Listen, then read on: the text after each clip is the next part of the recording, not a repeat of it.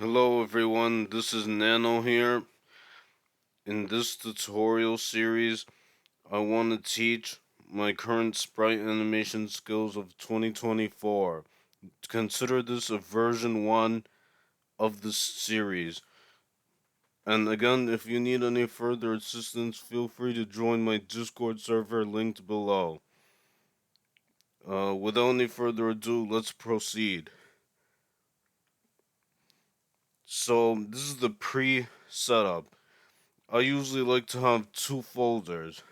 This first one is called Flash Swivel Conversions. This is where we'll be copying and pasting the SWIFT, which is the file for the animation, to convert it into an MP4 so that you can upload it to YouTube and other places. And the second folder is the projects folder. What I do is I make one for the current year, and then each project gets its own folder. I even go one step ahead and customize the icon. I already made this one a star, but if you want to change it to anything else, yeah, it doesn't really matter which one you pick from here, but as long as it distinguishes it from the other projects so you can easily find it. And another thing is this pin, the quick access. So you could pin these frequently used folders like the flash swivel conversions and the project folder for the current year and the current project that you're working on. What I also do, and I'll get into this later, is that I pin everything else that I frequently use for the sprite animation, like the sound effects folder, the effects folders, but more on that later.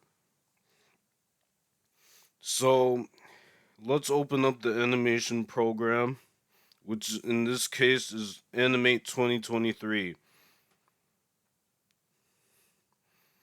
Now,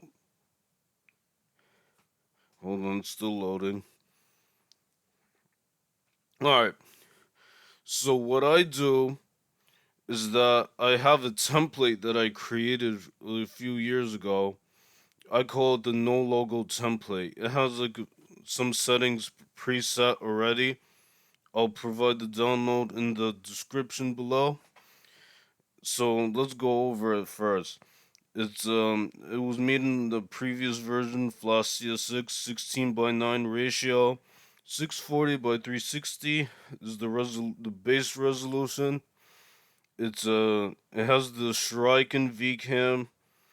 It's ActionScript 3, and the music settings, the sound settings are already set to the highest quality, so we don't have to alter it. But I'll go over it when I open the template. It's set to 30 FPS, and the default layers are already made, so we don't have to set up the layers with this template. And yeah, if you want, you can add your own logo via swivel. So let's open it.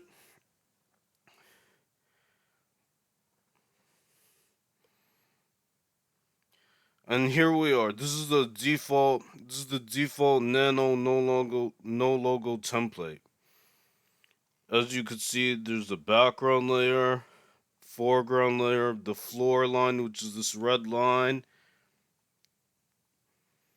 Yeah, it because I have it. Oh wait, it's not set yet. But if you press guide, it'll still show in this document. But when you do Control Enter to render the file for viewing, as you see, the red line isn't there, and it'll show you what's in the Shrike and VCAM, which is this green rectangle. What else? Yeah, there's many layers for other effects. Below and above the character. This is the character layer, which I'd like to have set here in this template. Hold on a second. Yeah, and then this is the enemy, which is usually below the character. The character is actually main character, by the way. And the enemy is the opponent of the character. And then, let's see what else. This is the music layer. This is where you throw in the audio. And then there's four sound layers. Sounds copy, sound copy 2, etc. 4. Yeah, this is usually what I work with. Audio layers, yep. What else should I go over? Yeah, those are more effects layers and stuff. And here's another important layer, the Shuriken VCAM layer. This is the VCAM. Where you position it, you'll see like it'll render that part of the animation only. So like if I draw something in this layer, like a circle, control enter, you'll only see that circle within the VCAM. So yeah, let's delete that real quick. Alright, and what else do I want to go over? Yeah, this is the control panel for the Shuriken VCAM. So over here, like out of the stage boundary, is the panel for the Shuriken VCAM. More on that later, but alright, so let's go over. Well, I already kind of went over this before, but yeah. Oh, actually, no. There's some additional settings not in this template that I like to have configured when I sprite animate. So edit, preferences. Keyboard shortcuts, and then I go to where is it? Transform, was it? Yeah, they changed it in this version of Animate. Transform. Oh yeah, I already have it set, so I'm not gonna reset it. But what you would do is for flip horizontal, I like to have it on control right. This flips the selection so that the left and right sides are reversed. So you flip it horizontally with control right as the keyboard shortcut. And then flip vertical is control left for me. Flip the selection so it appears upside down. So when you select the object and you press control left with this configuration, it flips it upside down. So that's one thing I have like to set.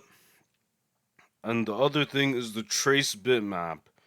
So for this part, I'm gonna switch over to fireworks. Oh wow, I already have a sprite selected. Nice. So I'll copy with Control C and Control V to paste. Oh wait, the layers are locked. My bad. Let me pick a layer to unlock. Select the frame and paste. Right click, paste. All right, let's zoom in with Control Plus. All right, and now let's drag and drop the sprite like right on this ground layer here.